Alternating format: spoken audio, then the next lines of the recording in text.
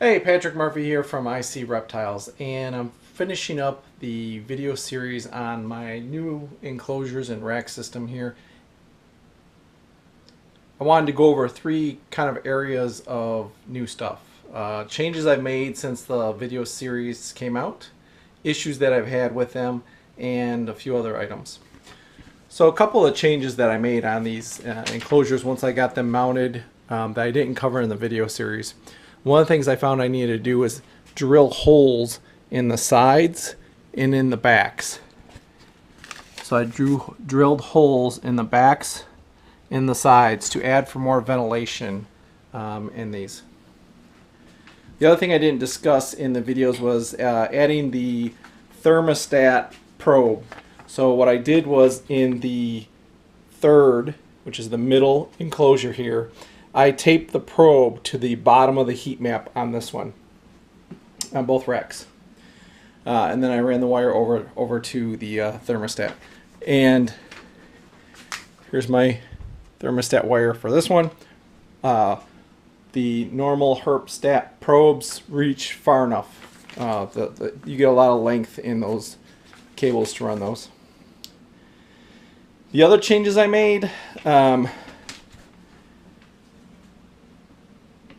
the bottom four racks, four enclosures in this rack, I put dividers in.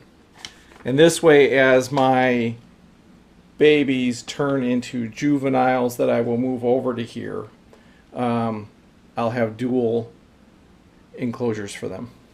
And as you can see here with Flash and Merida, I've got a divider between them. Now, one of the issues I had with the dividers is originally I had only put the Velcro on the bottom and on the top, which I covered in a video. And what I found is I would find Flash over here in Merida's enclosure because he was squeezing between those. So what I ended up doing on this one, I haven't done it to the other ones yet because they're empty and I just haven't had time, is I added Velcro to the front and back. So all four corners or all four sides. So that leaves less chance that they're going to get around there.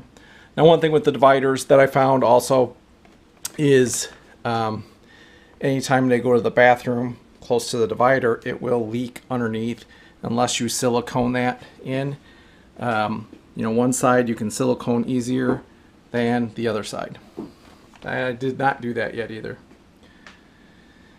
The other thing I ran into is, you can kind of see here in flashes, these LED sticky lights, right? They're sticky, and I found like Flash like to go up and hang out in the corner of those and pull them down. So if you can see here in this one, this end doesn't, there's no sticky tape on the connector. So he would actually get in there and pull it down. So I had to add piece of tape to the connector to hold it down so he wouldn't undo the whole strand. And also I taped down the cable going out to the back so that way he wouldn't pull the lights out.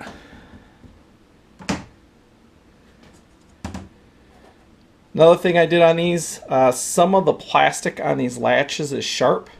So I took a simple file and just went around them. Any of them that were sharp where I was cutting my finger, I just took a regular file, filed it down, made it so that it wasn't sharp on those edges. An additional thing too is some of these are loose, so there's a nut on the back and then an Allen key in the front for these screws. You just sit there and you tighten them or loosen them and adjust them for however you need. So those are kind of the main changes that I made to the enclosures after the video series ended, and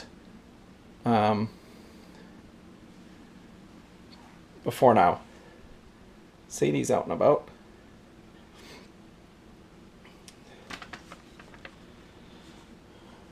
Other things I did, I labeled everything.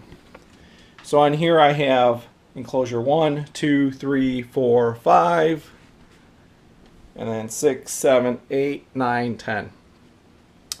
I also labeled the lights. So each enclosure has two lights, so those are the two plugs for enclosure 5, 2 for 4, 2 for 3, 2 and 1. the other thing I did was label these are for the heat tape, heat pads. So this is for rack 1, this is for rack 2, and then each cord I labeled, because on here I'm only using enclosure 5 and enclosure 3. So I only have 5 and 3 plugged in. The other ones are dangling here, but they're labeled, so I can always plug them in as I need to.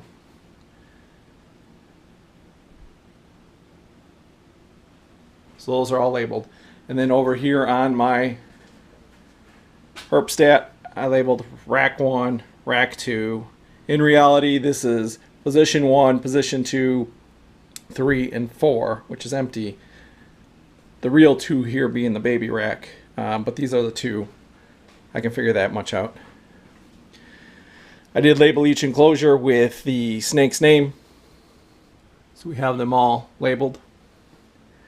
I've been playing with substrate. I had an issue with the substrate and being able to breathe with the substrate that was in here, plus without the ventilation holes. Just a whole combination of things seemed to go wrong for me. So what I've done is in each of these, you can see the heat tape is between the 2 hinges here. So I've got their warm hide. They've got a hide box, which I spray down every 2 days. Lily does not use her hide, does not use her hide box, but she actually hides under the paper towel. Charlie up here, sometimes he's in his box. He spends most of the time in his humid hide, and then sometimes in his PVC tube in the back. So I'm trying to, each snake has their own personality, and I'm trying to figure out where they spend the most time. Sadie, she's usually in here. She's my only female that laid an egg so far. She laid 1 slug. I don't think she's gonna do any more this year. She's quite round though. And then Sam, he buries himself in here, and I never see him. He's got his tube. He used to use his tube a lot when it was in the rack, but not so much over here. So I'm kind of playing with where the snake's like, so I can adjust and do different things. Merida's buried in the bottom of her. Flash is blue right now. He's in the back of his. And then up here, Luke, he's hiding his hide. A lot of times he's up here though, in his humid hide. So what issues have I had with the racks? One, escapes. So this packing paper is in here because just the way this was milled, the gap right here is bigger than it is on other sides. So these aren't necessarily even all the way around. So Merida kept getting her head out here and getting stuck. So to prevent that, I put this here, and she hasn't done it since. The other problem I have is with Flash. There's a reason he's named Flash. He likes to move very quickly.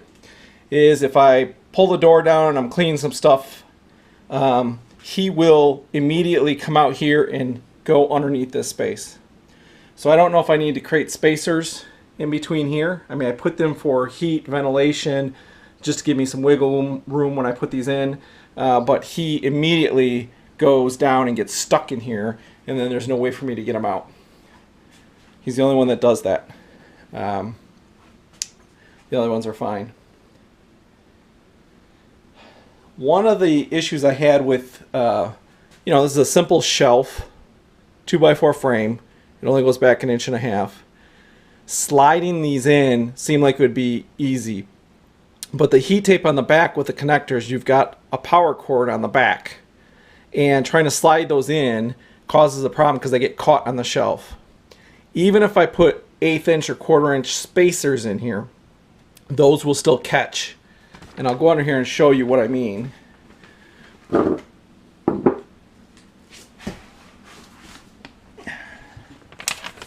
So you can kind of see where this heat tape is at the back and the cord for this. So when you slide this in, they catch on this back and then start to peel off the top. It actually catches them and you can cause damage. So what I've had to do to get around that is start with the top enclosure, put it in so I could see the bottom, then the next one, then the next one, then the next one. And then when I got down here, I could actually push the enclosure up as I slide it in so that those don't catch. So I'm still trying to think of a better way to do that in the future. For now, I don't anticipate taking them out. But then the other day, in order to get flash out, I had to pull this out and readjust them all, which was a pain. One thing that I found has helped in sliding them back is I just created some spacers. I'll slide them in here so I can lift up and pry up the back so it doesn't catch. But that's something I kind of need a solution for. I'll come up with something. The other issue I had, like I said, was flash getting wrapped up in the lights and pulling them down. So adding a little of that heat tape to the connector, as well as the cord, has helped. And I wish I would have, in the back of these LEDs, it only hangs out the back of the enclosure about this far where you plug in the adapter for power. And what happens is if I move these ever so slightly, usually this side will pop off. And that's because there's barely enough room from the back of this plug to wrap around over to here. If I had a power cord on the other side, it wouldn't be a problem. But I wish I would have taped those down to kind of prevent those from sliding off. And of course I notice it as soon as I turn the lights on. It's like one doesn't light up.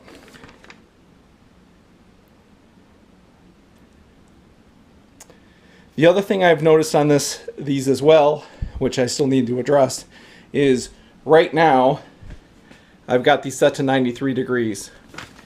And if I look, let me get my heat gun.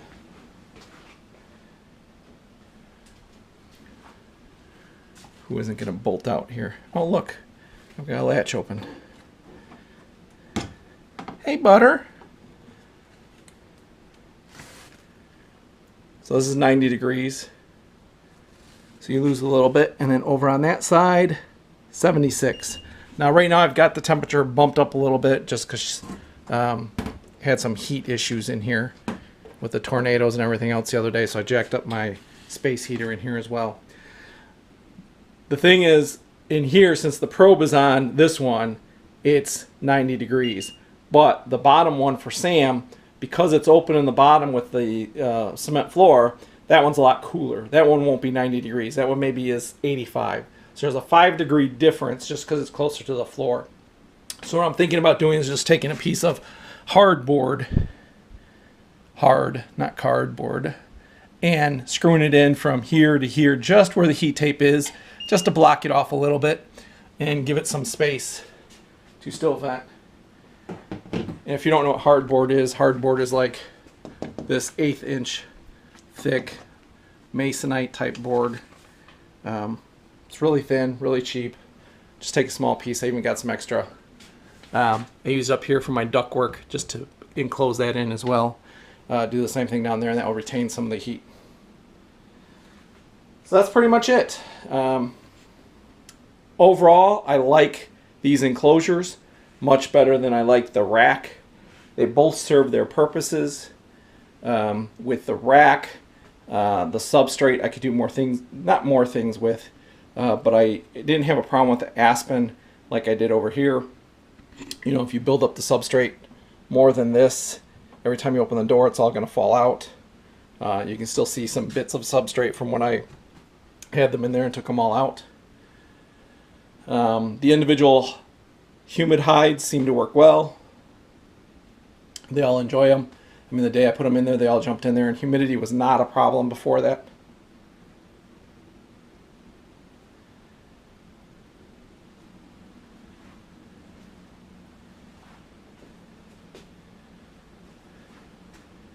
There's my gray-banded king snake Pandora.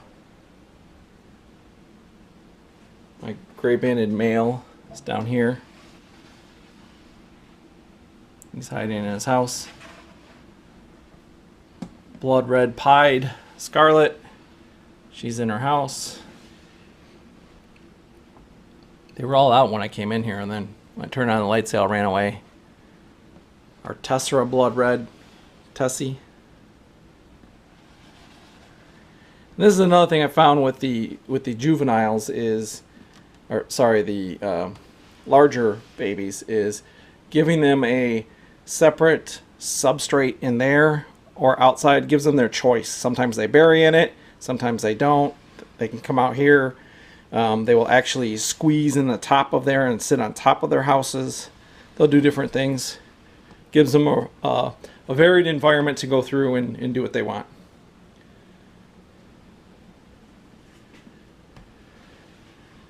Here's Thanos, our scaleless.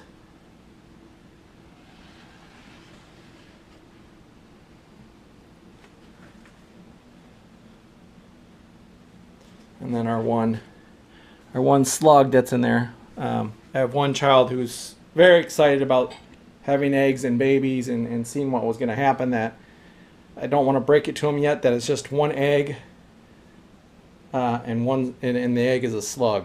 So I want him to at least see it. Maybe I'll leave it in there as long as it's not molding or anything going wrong with it. These adults I all got from breeders, and they're retired breeders. So whether they've got any more breeding in them or not, I don't know.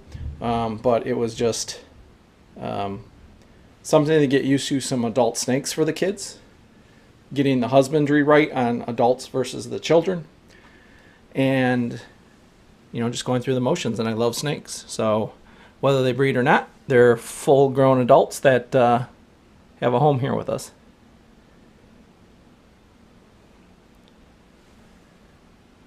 Okay, thank you for watching. Till next time.